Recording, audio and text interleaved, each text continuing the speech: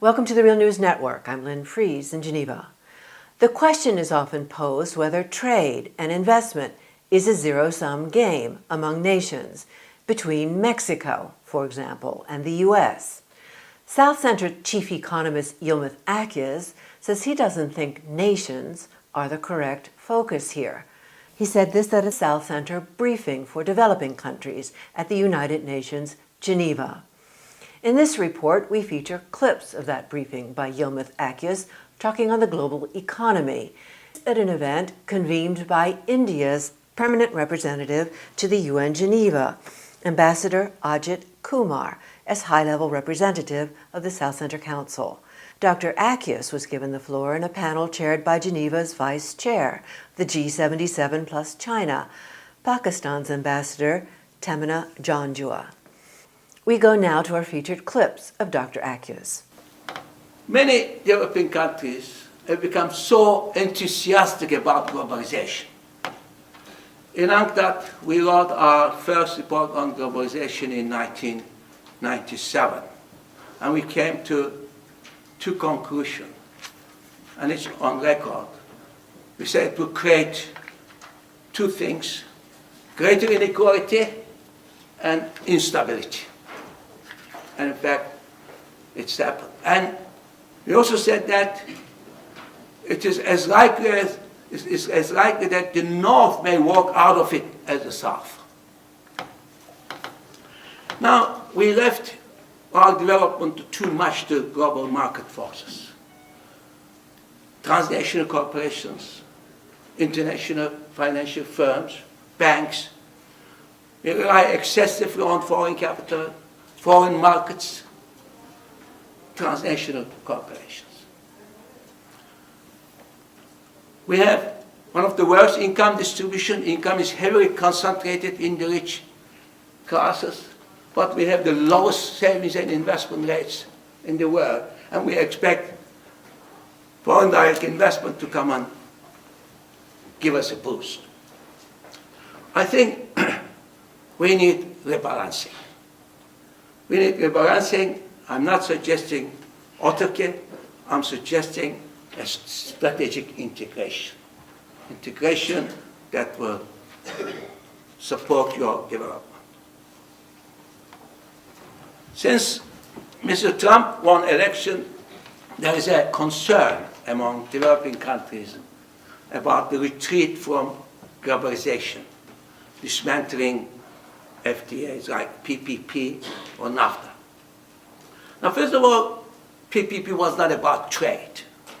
It was more about the transnational corporations finding a free space to enter without any interference from national or international bodies in their operations.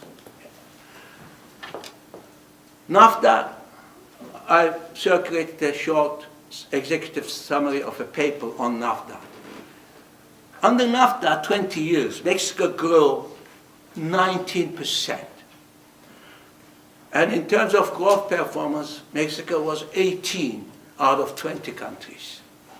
Before NAFTA, 20 years, Mexico grew 97%. Mexico exporting manufacturers without producing, without creating value added. It's got trade deficit, not in the overall, but in manufacturers. It is poverty, technology, productivity, performance is not very encouraging. So I would have expected Mexico to have a second thought on NAFTA rather than the United States. But that brings me to a bigger problem. Everybody seems to be unhappy. The US is unhappy, and Mexico should be unhappy about this. I think the question is often posed whether trade investment is a zero-sum game among nations. But I don't think nations are the correct focus here. I think it's not nations that lose or gain. It's people, corporations, workers, banks.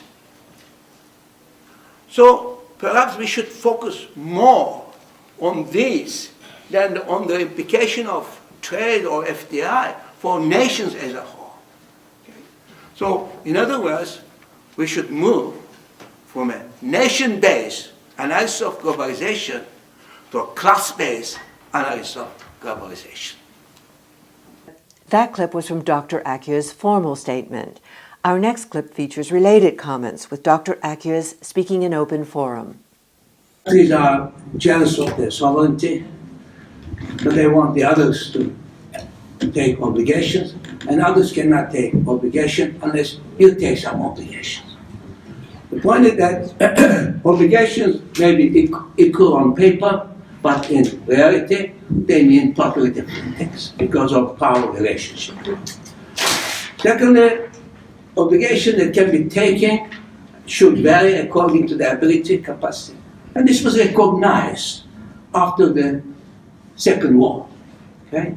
In the gas system, the European countries were given special privileges, certain opportunities. In the Bretton Woods system, aid mechanisms were created, multilateral. But there was this erosion of this, and you know it much better than I do. And now we come to a situation where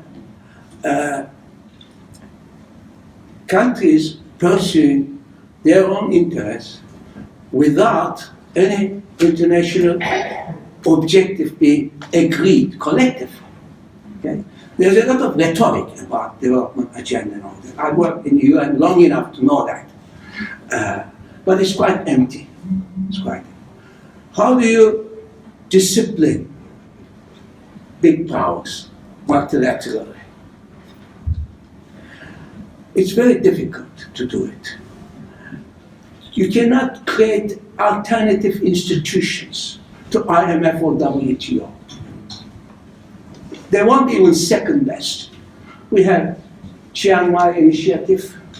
No one used it. We have the G20 BRIC initiative on the contingency reserve facility, which is very small.